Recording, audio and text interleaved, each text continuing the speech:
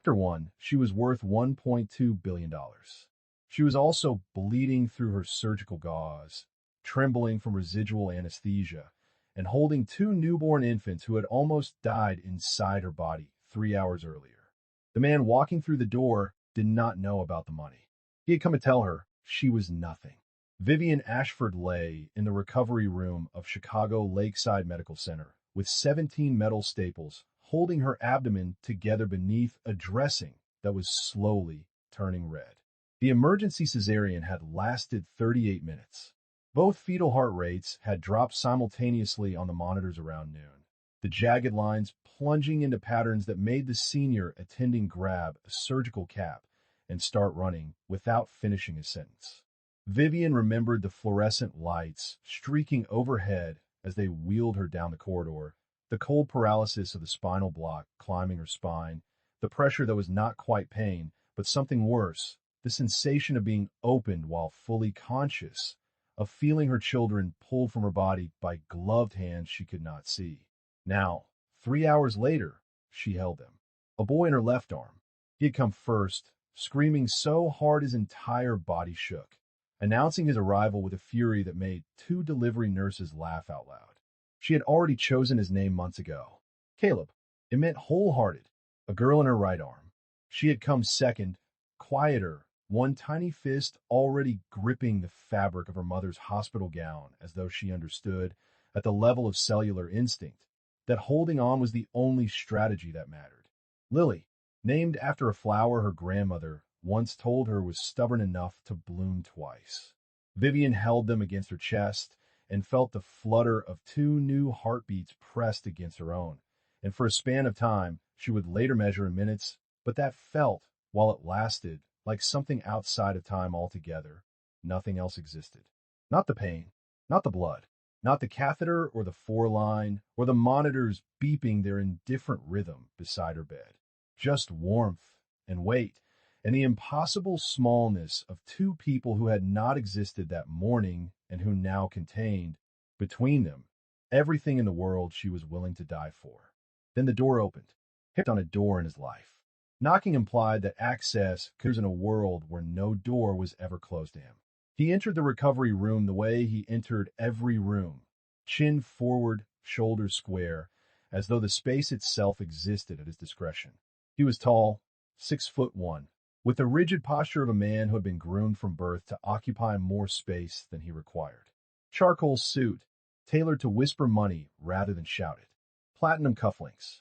Italian shoes that struck the hospital floor with a steady, mechanical rhythm that sounded less like footsteps and more like a verdict being delivered one stride at a time.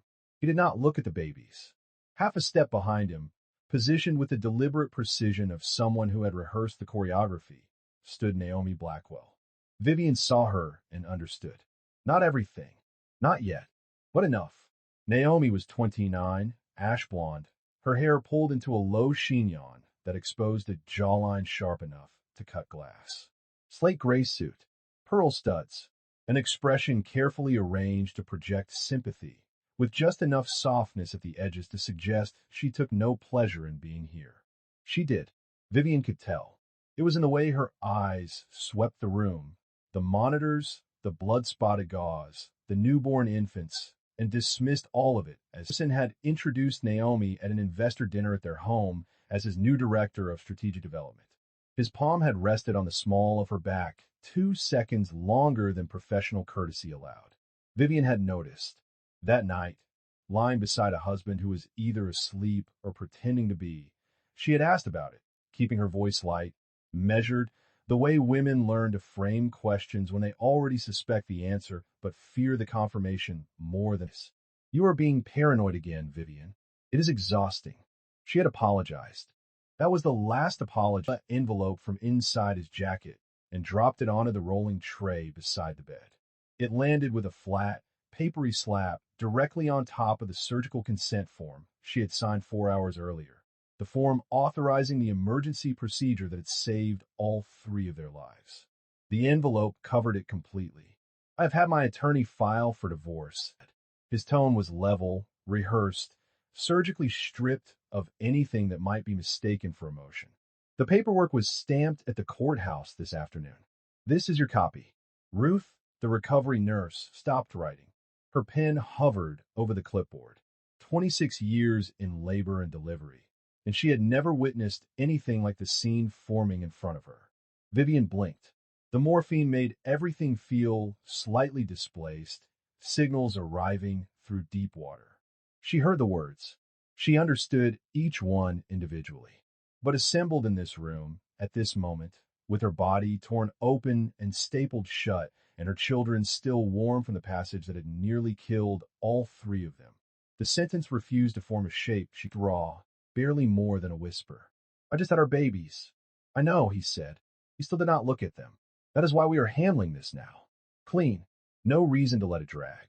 He said it the way he closed real estate deals. Same cadence. Same boardroom finality. As though ending an 8-year marriage was simply an agenda item that had overstayed its slot.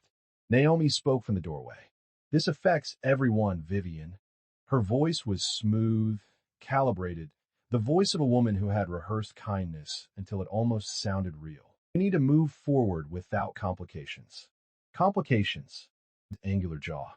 The girl had Vivian's wide-set eyes. They were 3 hours old, and a woman in pearl earrings stepped closer to the bed.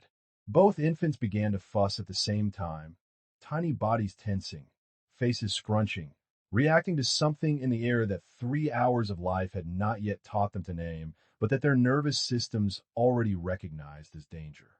Vivian tightened her arms around them. Let me be honest with you, Ben. You stopped being a partner years ago. You gave up your fellowship, the genomics position at Northwestern, the one your professors called once in a generation. He gestured vaguely downward. And for what?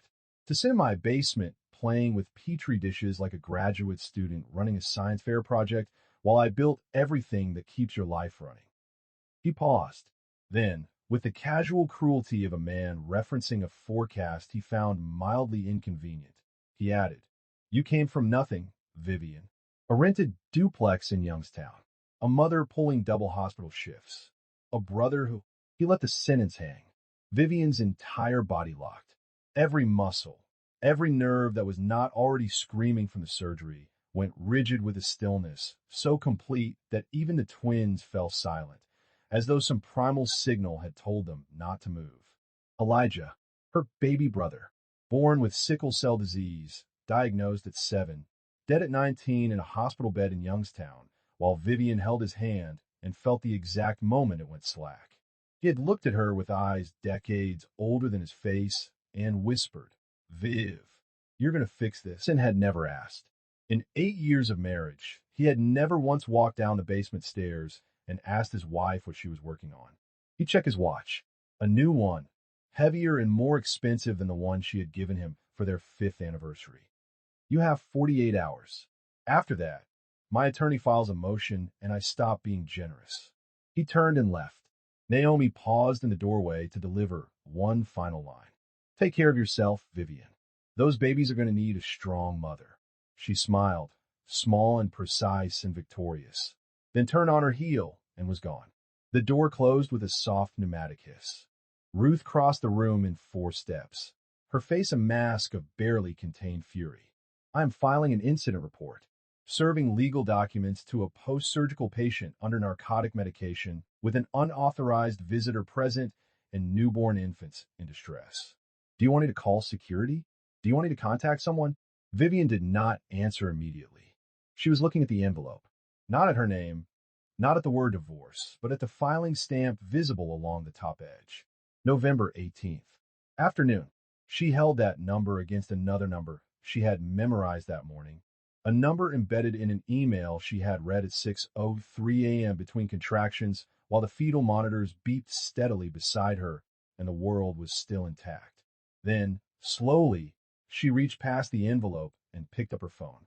One email notification from an address she knew by heart. Subject line, licensing agreement executed. Initial payment confirmed. Vivian read it once. Read it again. Then she placed the phone face down on the bed and looked up at Ruth with eyes that had changed. Not louder, not harder, fundamentally different. as though some woman in this bed had been quietly replaced by someone who had been waiting a very long time to arrive. "I need you to do something for me," Vivian said. "Call this number." She recited 10 digits from memory, no hesitation. "Tell the woman who answers that Vivian Carter called, and that the clock just started." Ruth stared, trying to reconcile the trembling woman of 5 minutes ago with the one looking back at her now, with dry, steady, absolutely focused eyes. "Who is she?" Ruth asked. Vivian looked down at her children. "My attorney," she said quietly. "And she has been expected to." The phone call lasted 90 seconds. Beatrice Aldridge, 53, senior partner at a London firm specializing in intellectual property and high-stakes marital litigation, was at her desk at 11:47 p.m. Greenwich Mean Time when her personal mobile vibrated against the mahogany. Only 5 people in the world had this number. She answered on the second ring. "Mrs. Aldridge," said a voice she did not recognize, tight with controlled emotion. "My name is Ruth. I am a nurse at Chicago Lakeside Medical Center. I am calling on behalf of Vivian Carter. She asked me to tell you that the clock has started." For seconds of silence. Then Beatrice said, in a voice that carried the precision of a woman who had spent 3 decades waiting for exactly this kind of phone call, "Tell her I will be on the next flight." She was at Heathrow by 1 in the morning. She landed at O'Hare at 6:15 a.m., carrying a single leather briefcase that contained documents she had first assembled the week Vivian got married and had updated every 6 months since. Beatrice had been introduced to Vivian 9 years earlier by Dr. Eleanor Graves, her Cambridge roommate from 3 decades before and her closest friend until Eleanor's death from pancreatic cancer 2 years ago. That introduction had been deliberate. Eleanor had phoned Beatrice the spring before Vivian's wedding, her voice carrying the particular sharp edge it always took on when she was worried about someone she could not protect alone. "There is a prenuptial agreement," Eleanor had said. "His family's lawyers drafted it. It is one-sided, aggressive, and designed to ensure that if the marriage ends, the woman leaves with nothing. I need you to look at it, Beatrice. I need you to fix it." Beatrice had looked at it. She had spent 3 days disassembling the prenup clause by clause. Then she and Eleanor had spent 2 more days together in Beatrice's London office, the molecular biologist and the attorney side by side at the conference table, constructing something that was not a legal document so much as a strategic weapon hidden inside one. The prenuptial agreement had a main body and 6 appendices, labeled F through F. The main body covered the expected provisions: asset division, alimony caps, confidentiality. Appendices A through C addressed bank accounts, retirement funds, and personal property. Appendix E covered insurance. Appendix F covered dispute resolution. Appendix D was titled Provisions for the Protection of Leveraged Real Estate Holdings and Associated Contractual Obligations. It was 14 pages of dense, technical real estate law. Anyone reading it would have seen exactly what they expected to see: a fortress of protection for the Ashford family's property empire. Section D. 1. Address property tax exemptions for commercial holdings held in trust. D. 2. Covered 1031 exchange protections during marital dissolution. D. 3. Outlined REIT distribution allocations. D. 5. Dealt with subordination of spousal claims to existing lender liens. And nestled between them, surrounded on all sides by language that spoke exclusively in the vocabulary of real estate, sat Section D4. Its heading read, Timing Provisions for Dissolution in Relation to Major Financial Transactions. The section ran 2.5 pages. The first page and a half established a rationale in purely real estate terms. It discussed the risk of opportunistic divorce filings timed to coincide with major property closings, a scenario in which one spouse might initiate dissolution proceedings immediately after the other closed a highly acquired asset before it could be properly categorized and protected. This was a real concern, a recognized issue in high net worth divorce law, and one that Gerald Price, the Ashford family's attorney, would have flagged immediately if the section had not already addressed it in precisely the language he would have used himself. That was Eleanor's contribution. She had spent 2 evenings reading Gerald Price's published articles on real estate asset protection, studying his syntax, his preferred terminology, his habit of nesting critical provisions inside layers of qualifying subclauses. When she and Beatrice drafted Section D4, they wrote it in his voice. Every sentence read like something Price himself might have authored on a Tuesday afternoon between client meetings. The critical provision appeared on page 9 of the appendix, formatted identically to the real estate clauses surrounding it. It read, asterisk in the event that either party executes a financial contract, licensing agreement, or commercial transaction with a total value exceeding $100 million, $100 million, and the other party initiates formal dissolution proceedings within 60 calendar days of such execution, the initiating party shall forfeit 40% of their independently verified personal net worth as liquidated damages, payable within 90 days of the final dissolution decree. This provision applies symmetrically to both parties and shall be enforceable regardless of whether the initiating party had knowledge of the executed transaction at the time of filing. Asterisk read in isolation. The clause was extraordinary, but it was not meant to be read in isolation. It was meant to be read at 11:30 at night by a 60-year-old real estate attorney who had already spent 4 hours reviewing a 41-page prenuptial agreement, whose eyes were trained to scan for threats to his client's property holdings, and who, upon encountering a section titled Provisions for the Protection of Leveraged Real Estate Holdings, would read it with the comfortable, slightly diminished attention that experts give to material they believe they already understand. Gerald Price reviewed the prenup over 3 days. He flagged 11 provisions in the main body for revision. He strengthened the alimony cap. He added a sunset clause to the spousal support schedule. He tightened the language around the Ashford family trust. He did not flag Appendix D. His notes, which Beatrice had obtained through discovery preparation, contained a single annotation beside the appendix. Asterisk standard RE protections. Comprehensive. No issues. Asterisk he had initialed it and moved on. Beatrice had kept that annotation in her files for 8 years. She had looked at it every 6 months when she updated Vivian's dossier. And every time she looked at it, she felt the same quiet, professional satisfaction of an architect reviewing a load-bearing wall that had been built exactly to specification. The agreement was signed on August 14th, 8 years ago. Both parties present. Both parties represented by independent counsel. Witnessed by 2 signatories. Notarized. Filed with the Cook County Clerk's Office.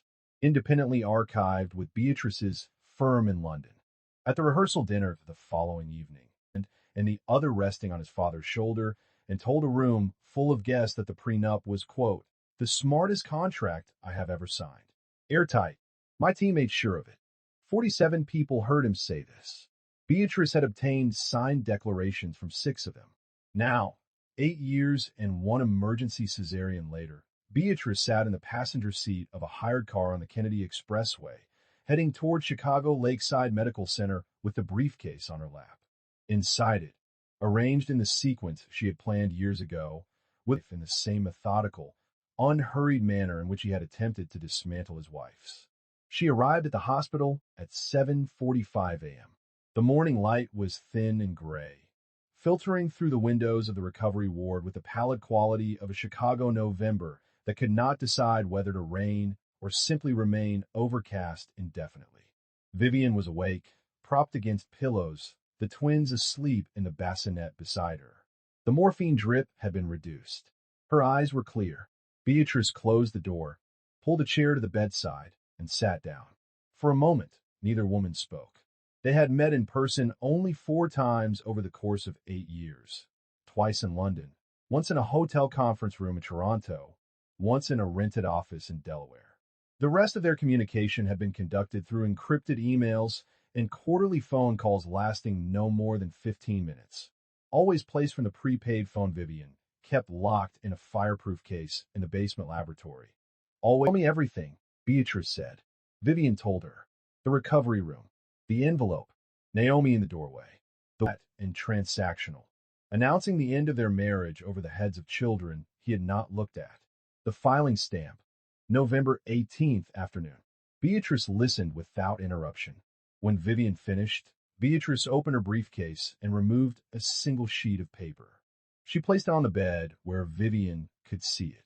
It was a printout of the wire transfer confirmation from Meridian Pharmaceuticals for $100 million, deposited into the account of Carter Biosciences LLC at 9:41 a.m. on November 18th.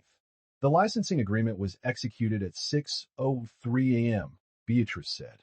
His divorce filing was stamped at 3:47 p.m., 9 hours and 44 minutes apart. The 60-day window is active. Vivian looked at the number. For $100 million.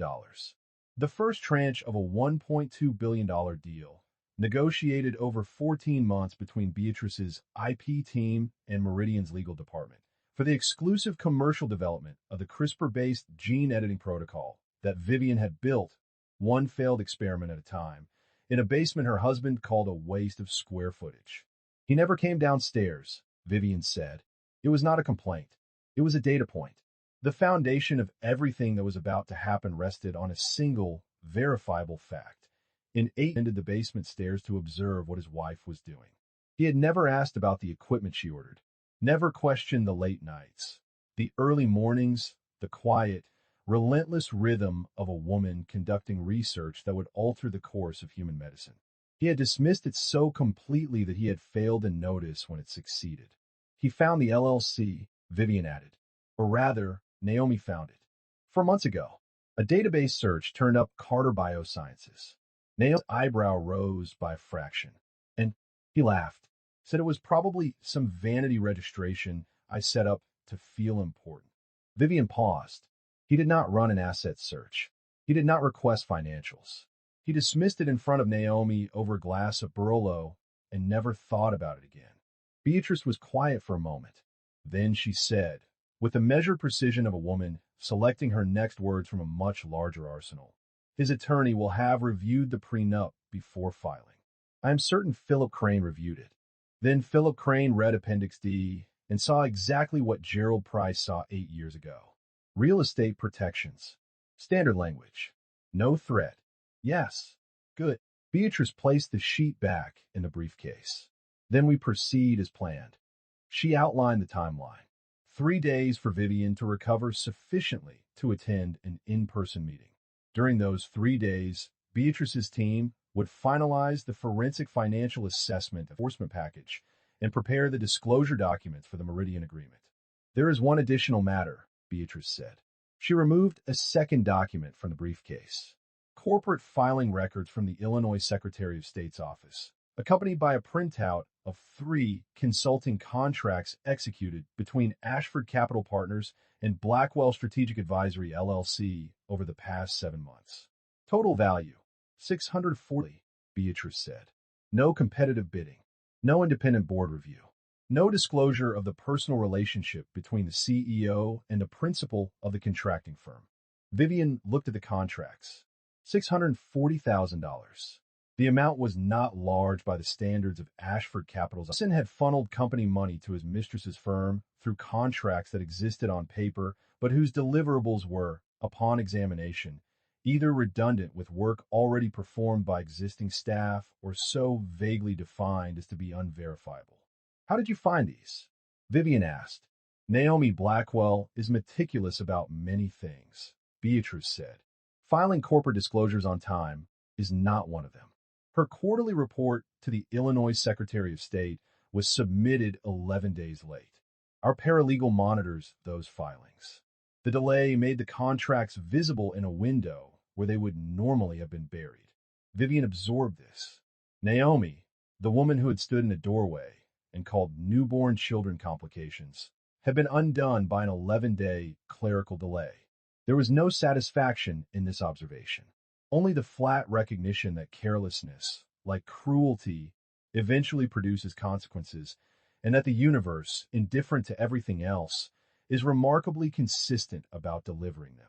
We will not need the contracts in the primary proceeding, Beatrice said. The prenup is sufficient, but they give us leverage with Miss Blackwell's team attempts to reframe the narrative. She closed the briefcase. Rest, she said. Hold your children. I will handle the construction. You will handle the delivery. After Beatrice left, Vivian lay in a hospital bed with the twins against her chest and stared at the ceiling for a very long time. She was thinking about Elijah. Not the way she usually thought about him, not the memory of the hospital room in Youngstown, not the slack hand, not the last words. She was thinking about a summer afternoon when she was 14 and he was 12, both of them lying on the roof of their mother's rented duplex, staring at a sky so blue it looked artificial. And Elijah had turned to her and said completely unprompted, "Viv, do you think people can tell when someone is going to be important? Like before it happens?" She had laughed. "No, I think people are terrible at knowing who matters." "Yeah," Elijah had said, grinning that lopsided grin that made everyone around him feel like the world was slightly less serious than they had been told. "Yeah, that is what I think too." He had died 5 years later in a hospital bed 60 miles from that rooftop. Sickle cell crisis. Organ failure. 19 years old with a body that had spent every day of those 19 years at war with itself. Red blood cells collapsing into crescents that blocked his vessels and starved his tissues and turned the simple act of being alive into an endurance test that he passed every single day until the day he did not. Vivian had held his hand. She had felt the exact moment the grip released, and she had heard his last coherent words, spoken with a clarity that should not have been possible from a boy whose organs were shutting down. "You are going to fix this." For someone. She had built the laboratory in the basement of relented when she offered to fund it from her own savings and never mentioned it again. The equipment was secondhand, refurbished, purchased from university, surplus auctions, and decommissioned hospital labs. The overhead fluorescent tube buzzed and flickered. The ventilation was inadequate. The space was cold in winter and stifling in summer. She worked there every day for 8 years. The research was a CRISPR, Cas9 protocol targeting the point mutation in the HBB gene responsible for sickle cell disease. The approach was not novel in concept. Gene editing for sickle cell had been theorized, attempted, and partially demonstrated by multiple research teams worldwide. What Vivian developed was different in execution, a delivery mechanism that achieved editing efficiency rates 3 times higher than the existing standard, with off-target effects so low they approached statistical zero. The protocol could be administered in a single outpatient session. The projected cost per treatment, once scaled, was less than $4,000, a fraction of the chronic management costs that currently consume the lives and savings of millions of families worldwide.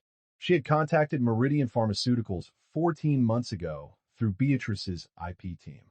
The negotiations, with all communications routed through Carter Biosciences LLC, the Delaware entity Vivian had established 3 years before. The distinction mattered. Secrecy requires effort. Invisibility, when granted by someone else's contempt, is effortless. Now, lying in a hospital bed with 17 staples in her abdomen and $1 billion contract confirmed on her phone and a manila envelope full of divorce papers on the tray beside her, Vivian closed her eyes and spoke to her brother in the only way she could. Asterisk, "I did it, Eli." For someone. Asterisk, then she opened her eyes, picked up the manila envelope, and read every word of her husband's divorce filing with the focused, unhurried attention of a scientist reviewing data. She found no surprises. The filing was exactly what she expected, an aggressive, one-sided petition designed to strip her of everything and frame the result as generosity. The proposed settlement was $850,000, less than 0.1% of a figure she recognized immediately as artificially reduced, roughly 60% of what the forensic assessment would show. She set the papers down, picked up her phone, and composed a text to Beatrice. 6 words. Asterisk, 3 days. I will be ready. Asterisk, then she turned off the phone, placed it face down on the bed, and held her children while the morphine receded and the pain returned and the sun moved across the ceiling of a room where everything had ended, and every 3 days after the twins were born, Vivian Ashford walked into the law offices of Whitmore, Aldridge, and Crane on the 41st floor of a glass tower in downtown Chicago. She wore a navy dress, structured shoulders, neckline at the collarbone. No jewelry except a thin gold chain that had belonged to Eleanor Graves, left to her in Eleanor's will alongside a handwritten note. Wear this when you need to remember that you are not who they think you are. She had not worn it in 2 years. She put on that morning while her mother held the twins in the next room, and when the class clicked shut against the back of her neck, something clicked shut inside her too. A door closing. A woman who had spent 8 years apologizing for her own existence, stepping aside to make room for the one who had been waiting underneath. Her mother, Gloria Carter, 61, retired obstetric nurse, had arrived from Youngstown 12 hours after the birth. She had taken one look at the manila envelope on the rolling tray, one look at her daughter's face, and said nothing for a very long time. Gloria did not waste words. She had raised 2 children on a single income, buried a son at 19, watched her daughter marry into a family that looked at her like furniture, and held her silence through all of it because she trusted Vivian's judgment, even when Vivian's judgment trusted the wrong man. "What do you need me to do?" Gloria had asked. "Watch the babies. I will handle the rest." Now Gloria sat in the waiting area with Caleb and Lily in a double carrier. Both infants asleep, their faces unbothered by the fact that 30 feet away their mother was about to dismantle their father's entire life. The conference room was designed to communicate power through restraint. Floor-to-ceiling windows over Michigan Avenue. A single slab of dark walnut long enough to seat 12. Leather chairs that made whoever sat in them feel important already seated at the far end. Jacket unbuttoned, legs crossed, projecting the specific brand of relaxed authority that men of his background learned before they learned to tie their shoes. Fresh haircut, new cufflinks, platinum. He looked like a man attending a meeting he expected to win before it started. To his left sat Philip Crane, 60, silver-haired, sharp-featured. For decades in family law, his hourly rate was higher than most people's monthly rent. He had never lost a divorce case for a client whose net worth exceeded $10 million. Then pause for exactly 1 second. Not from surprise, from confirmation. Naomi's presence at a legal proceeding to which she had no standing told Vivian everything about the balance of power in that triangle. Naomi was here because Naomi had decided she should. Naomi sat with a leather portfolio open, a pen beside a legal pad on which she had already written several lines. Slate gray suit, hair in its precise chignon. To anyone unfamiliar with the situation, she looked like a consultant or a paralegal. But Vivian knew better. Naomi was here to watch, to calculate, to measure the value of what she was acquiring and the cost of what was being discarded. Vivian sat down, slow, precise, the surgical incision pulled with every shift of weight. She had taken half the recommended pain medication because she needed her mind sharper than the people across the table believed it could be. Beside her sat Beatrice Aldrich. Beatrice had a presence that took people off guard because it did not match expectations. Not tall, not imposing, reading glasses on a thin chain, a leather briefcase that looked like it had survived 3 decades of international litigation, which it had. She looked like someone's favorite professor. This impression had cost opposing counsel in 11 countries a collective amount rumored to exceed $300 million. She sat with a single stack of documents, neatly arranged, edges aligned with a precision that suggested they had been organized not for convenience, but for sequence. Each document would be revealed in a specific order. Each one would build on the last. Philip Crane opened with the confidence of a man who had run this particular script many times. "My client wishes to resolve this efficiently and amicably. He is prepared to offer Mrs. Ashford a settlement of $850,000, sole physical custody of the minor children with standard visitation, and structured child support based on current declared income. In exchange, Mrs. Ashford waives all claims to marital property, business assets, intellectual property, and future earnings of any entity in which Mr. Ashford holds interests." He slid a document across the table. 23 pages, bound, tabbed. The product of a legal team built without waiting for Vivian to respond. "It is more than fair, Vivian." The particular condescension of a man explaining something obvious to someone he considered slow. $850 is enough to start over somewhere comfortable. Get yourself an apartment. Maybe go back to school. He was looking at his phone as he said this. Vivian did not touch the document. She sat perfectly still, hands folded, waiting. The silence stretched. 5 seconds. 10 slightly.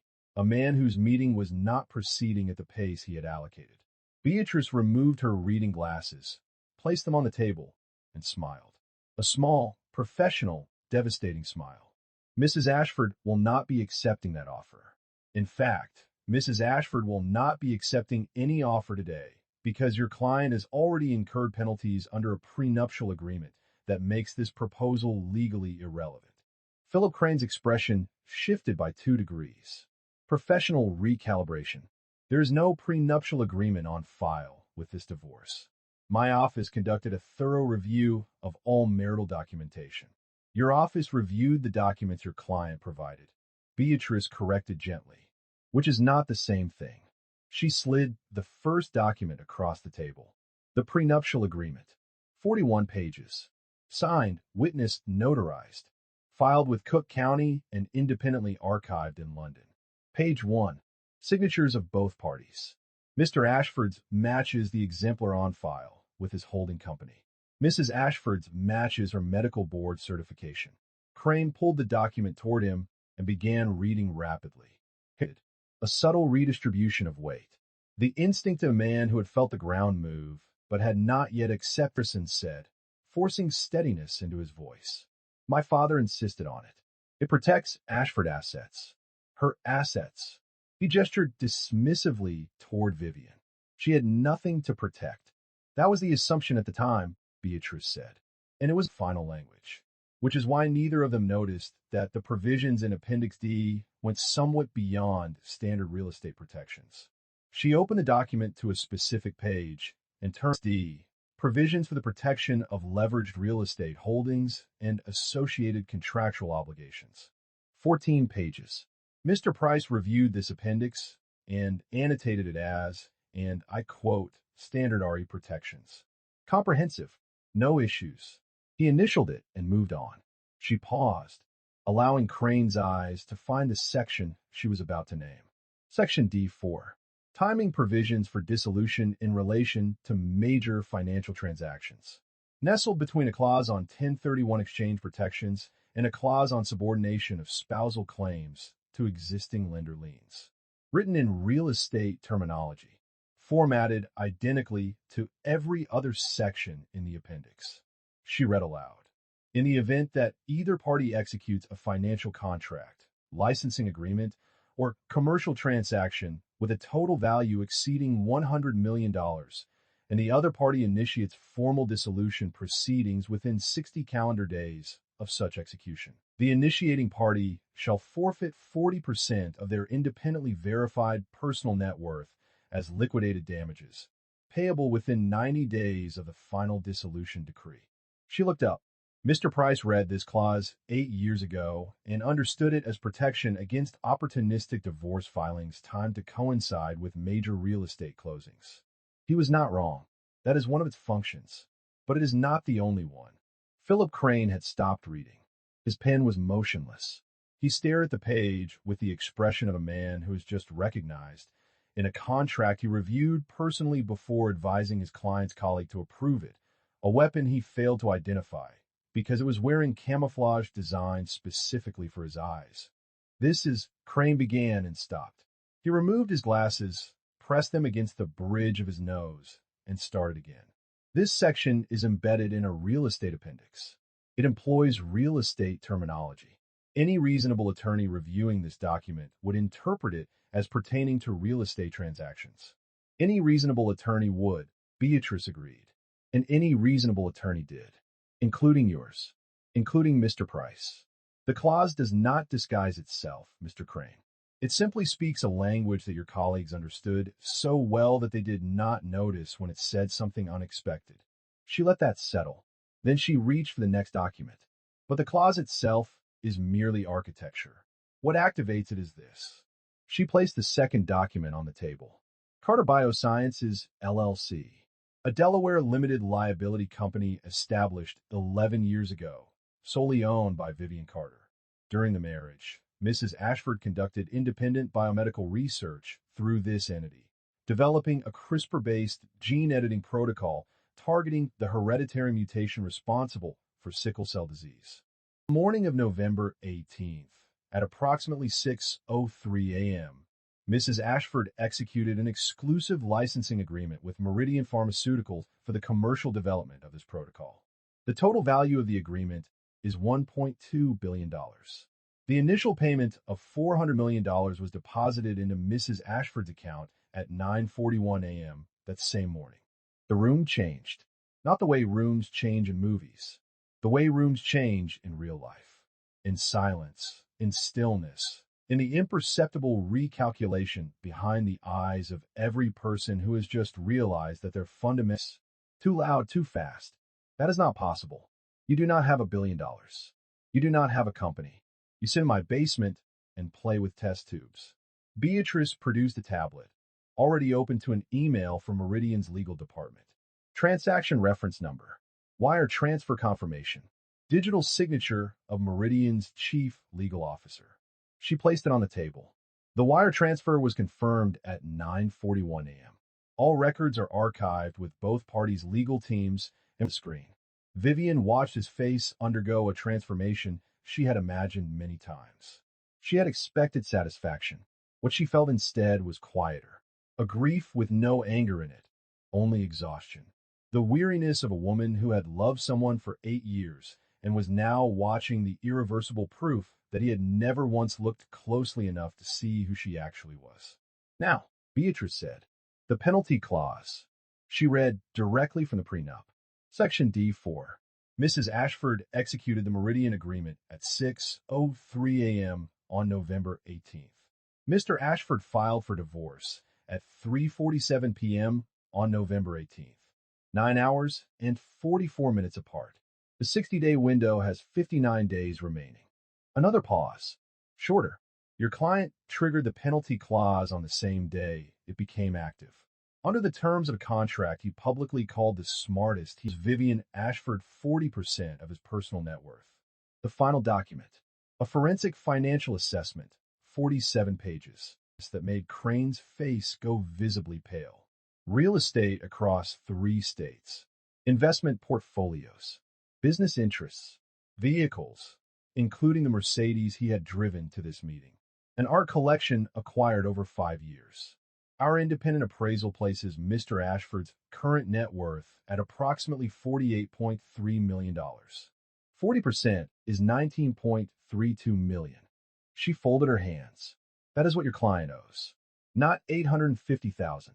$19.32 million, plus full custody, child support against actual income, and all standard protections for the minor children. Philip Crane set down his pen. He removed his glasses and exhaled through his teeth. In 40 years of practice, he had never watched a case detonate. It was white. Color had drained from his face. Real, structural fear. The fear of a man who has understood that the foundation he built his identity on was not solid, and that the person he dismissed as irrelevant held the and said, his voice raw. You planned this. You got pregnant to keep me in the marriage, and then waited for me to file.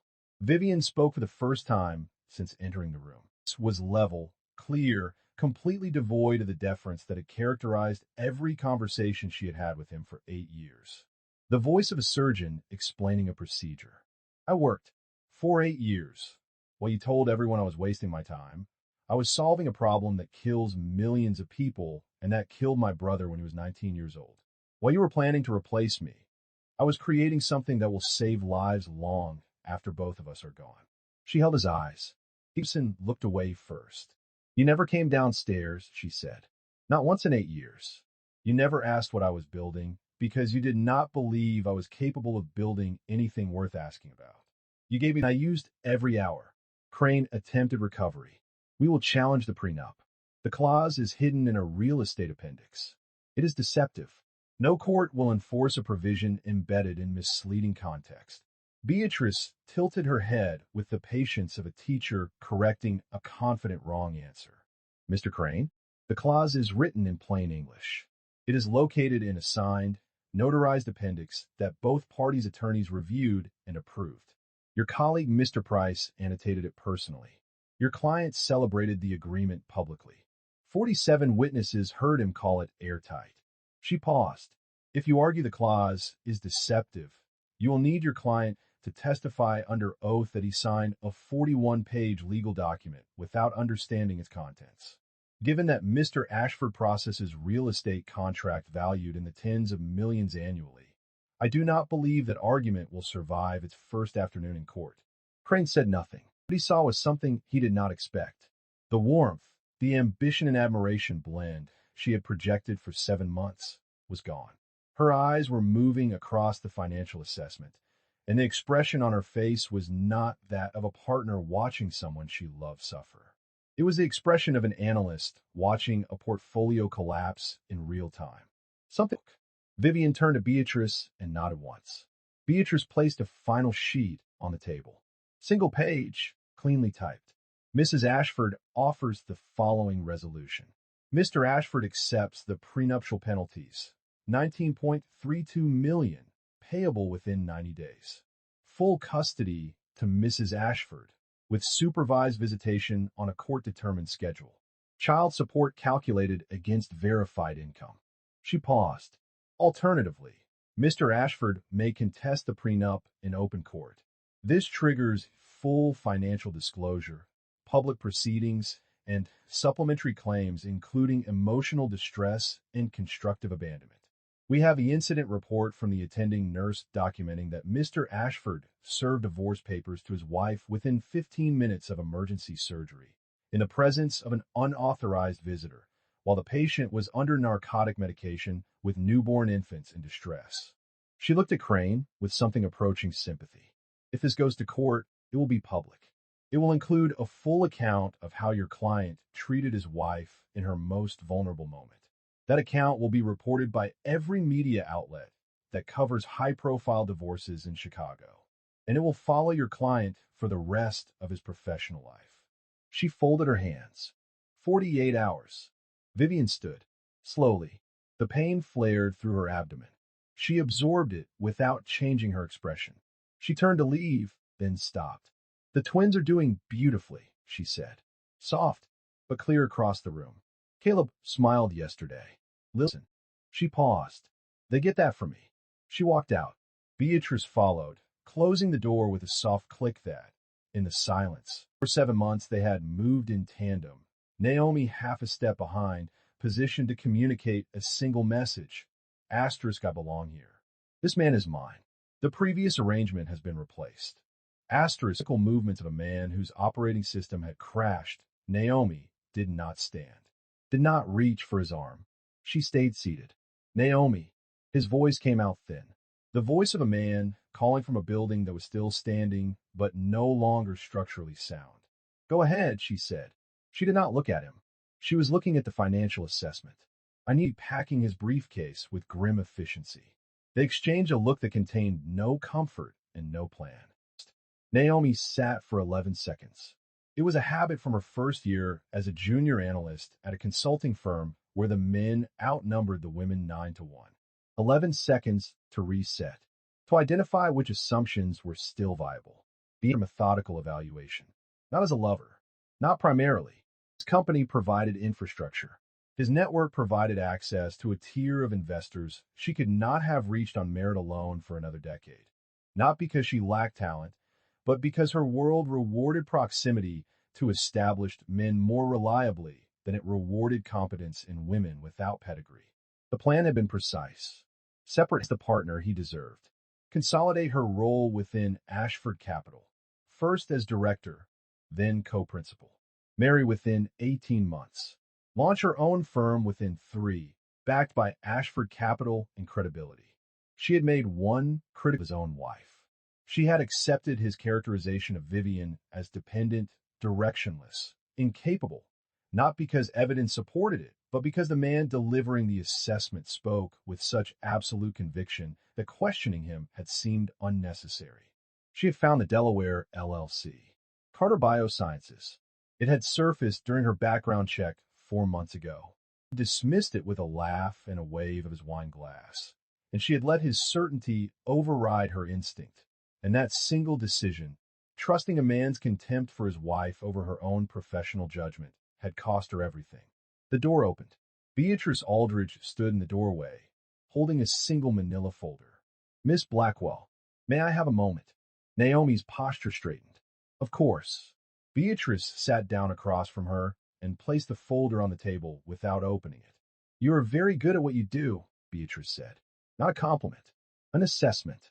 The positioning, the timeline management, the hospital room. Well executed. Naomi said nothing, which is why I wanted to speak with you separately. Because you are intelligent enough to understand what I am about to show you without a lengthy explanation. She opened the folder. 3 pages. Corporate filing records from the Illinois Secretary of State. During our financial investigation, we identified 3 consulting contracts awarded to Blackwell Strategic Advisory, your firm, totaling $640,000. Issued by Mr. Ashford without competitive bidding, without independent board review, and without disclosure of your personal relationship. Naomi's wrist tendons tightened, barely visible. Under Illinois corporate governance law, undisclosed related party contracts constitute a potential breach of fiduciary duty. You may believe these can be resolved through retroactive board approval or compliance correction. Under normal circumstances, you would be right. She turned to the second page. But these are not normal circumstances. Mr. Ashford is about to lose $19.32 million. His institutional investors have already requested emergency meetings. A forensic audit of Ashford Capital's operations is, at this point, not a possibility, but certainty. When that audit begins, every contract your firm executed will be examined under hostile scrutiny by forensic accountants who are not looking for explanations. They are looking for patterns. Beatrice closed the folder. $640,000 in contract awarded to the CEO's undisclosed romantic partner during a period when that CEO was simultaneously concealing assets from his wife and filing for divorce. I do not need to explain to you what that pattern looks like to an auditor, or to a judge, or to every professional contact you have spent the last decade cultivating. Naomi was still. 14 seconds this time, longer than her usual reset, because this was not a standard recalculation. The consulting contracts were not merely a compliance issue. They were a detonator, and the audit was the fuse, and the fuse was already lit. What does Mrs. Ashford want? Naomi asked. Steady. Stripped of polish. Mrs. Ashford wants nothing from you. She does not consider you a party to her marriage. She considers you a variable that Mr. Ashford introduced, and she has accounted for you accordingly. A variable, something calculated around and dismissed. However, Beatrice continued, as a professional courtesy, I am advising you to retain independent counsel immediately, assess your exposure, and make decisions in your own interest, because Mr. Ashford will not be in a position to protect them for you. Naomi looked at the folder. She's a sinking ship, and Naomi Blackwell had not survived 29 years by going down with ships, but she had also not survived 29 years by running from wreckage empty-handed. Thank you, Naomi said quietly. Beatrice nodded and stood. At the door, she paused. Mrs. Ashford told me what you said in the hospital room, about the babies being complications. She remembers every word. A beat. In my experience, the things we say to people when we believe they are powerless tend to define us most accurately. She left. Naomi sat alone for 6 minutes. Then she opened her portfolio, removed her phone, and made a call. Not to a lawyer. Not yet. To a contact at the financial consulting firm that had been circling Ashford Capital for the past quarter, angling for a forensic audit engagement. It is Naomi Blackwell, she said. I have something you're going to want. Can we meet tonight?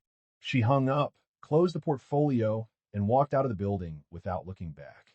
What she carried with her was not guilt or regret. It was information. 7 months embedded inside Ashford Capital Partners as Director of Strategic Development had given her access to files, projections, and internal communications that painted a detailed picture which properties were over-leveraged. She knew which investor reports contained projections that diverged materially from the underlying data. She knew where the weight was, and she knew where the cracks were, and she knew exactly what would happen if someone applied pressure to both at the same time. By Thursday, she had retained an attorney. By the following Monday, she had returned the $640,000 in consulting fees through her firm's operating account, structured to minimize attention. By Wednesday, she had provided the forensic audit firm with a curated selection of documents that, while technically public or semi-public in nature, formed a roadmap to every structural weakness in Ashford Capital's portfolio. She did not do this out of loyalty to Vivian. She did not do this out of remorse. She did this because Naomi Blackwell understood leverage better than anyone in the room, and the greatest leverage available to her at this moment was not silence or flight. It's going to fall. Naomi intended to choose the direction. The audit would begin within 6 weeks. Its findings would accelerate a collapse that was already in motion, and Naomi would be clean, rebranded, repositioned, and 3 states away before anyone thought. In weeks after the conference room, the settlement was finalized. He sold the art collection first, 14 pieces, recouping 60%. Then a minority stake in a South Side development project, at a loss his accountants called significant and his remaining investors called alarming. Then he refinanced the Lincoln Park property, pulling equity from the building he had once called the crown jewel of his portfolio. Each transaction diminished him in ways that extended his identity, a gravitational field that determined who returned your calls and who sat beside you at dinner. As his net worth contracted, so did his orbit. Calls less frequent, dinner invitations with longer gaps. Eye contact at industry events, shifting from direct to peripheral to absent. Then the audit hit. The forensic review of Ashford Capital Partners, triggered by institutional investors whose confidence had been eroding since the divorce became public, uncovered what Naomi had already mapped. Over-leveraged properties, investor reports with projections that diverged from underlying data, a pattern of financial management that prioritized not know where the auditors had gotten their roadmap. He would not find out. Naomi's name appeared nowhere in the proceedings. She had provided public and semi-public documents only, technically available to anyone who knew where to look. She had simply ensured that someone looked. 3 months after the audit began, Capital Partners by unanimous board vote, the company entered voluntary restructuring. 2 properties were placed in receivership. The SEC opened a preliminary inquiry.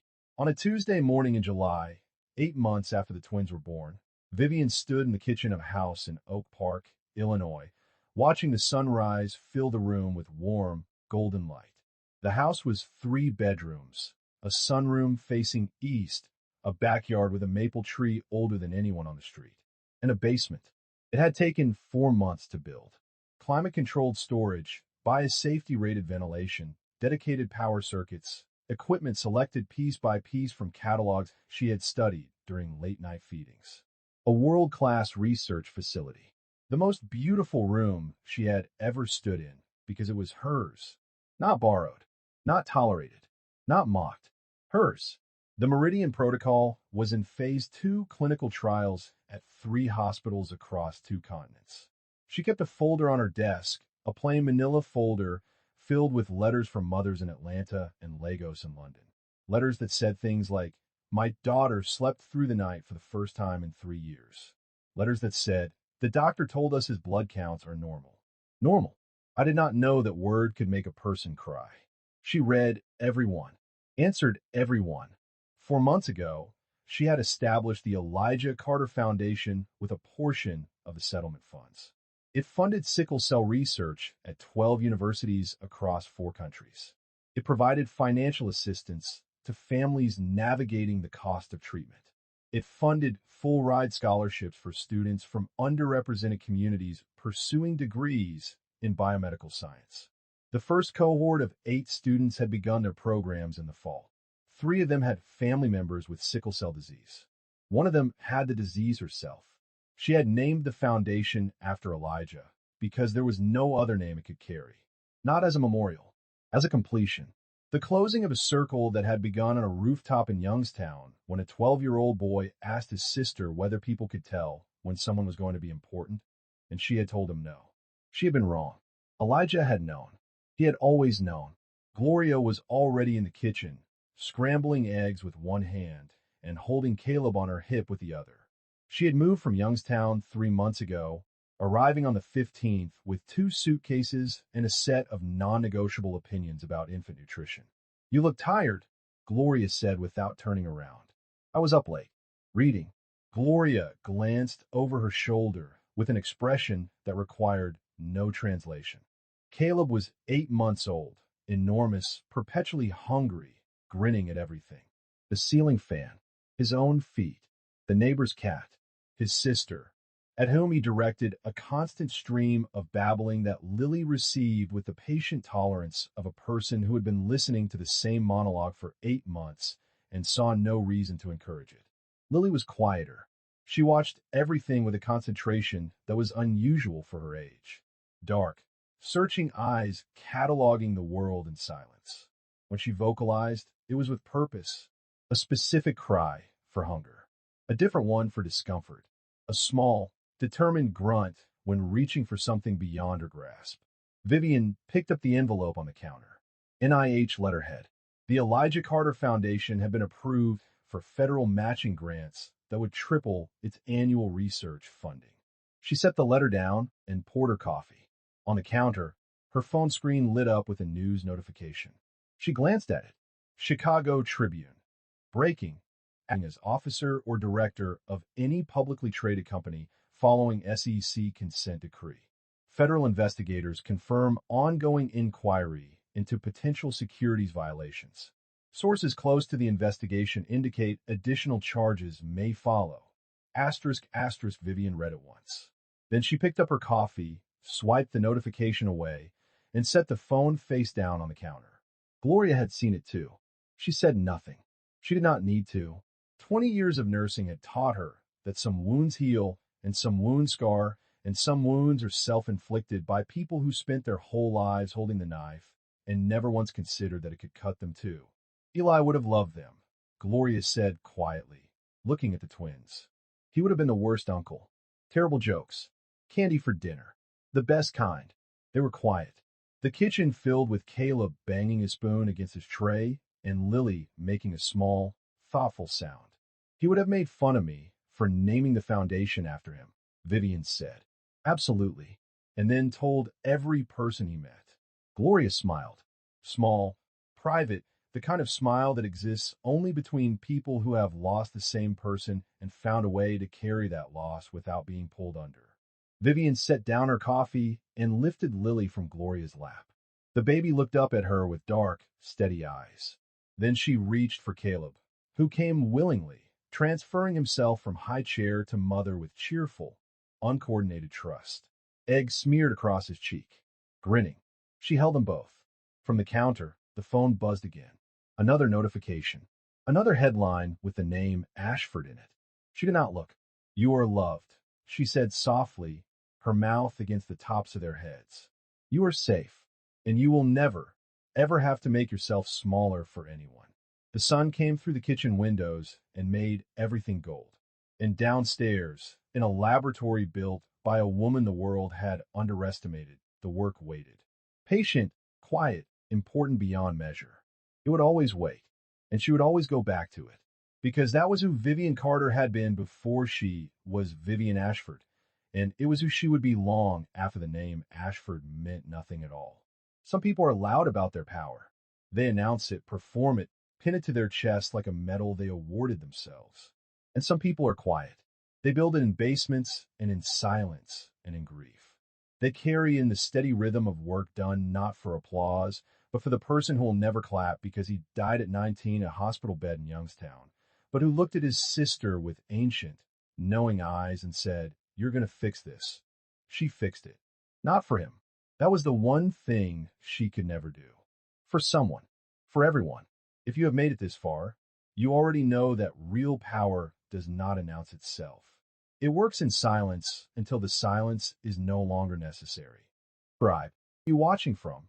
And what would you have done in Vivian's place? We will see you in the next one.